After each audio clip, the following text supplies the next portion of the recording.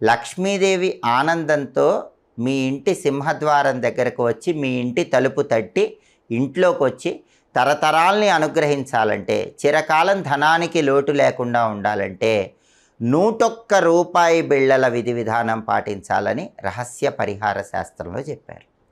ఈ 101 రూపాయి బిళ్ళల విధి విధానం ఏంటంటే, ఎప్పుడైనా శుక్రవారం రోజు మీ ఇంట్లో పూజా మందిరంలో లక్ష్మీదేవి చిత్రపటం ముందు ఒక రాగి పళ్ళెం కానీ ఇత్తడి పళ్ళెం కానీ పెద్దది ఉంచి దానిలో 101 రూపాయి బిళ్ళలు ఉంచండి. ఆ 101 రూపాయి బిళ్ళల మీద ఒక మట్టి ప్రమిదలో ఇంకొక మట్టి ప్రమిద ఉంచి ఆవు నెయ్యి కానీ నువ్వుల నూనె కానీ పోసి 3 ఒత్తులు వేసి దీపాన్ని వెలిగించండి. అలా దీపం వెలిగించిన తర్వాత లక్ష్మీదేవికి పరమాన్నం కానీ కట్టె పొంగలి కానీ నైవేద్యంగా సమర్పించండి.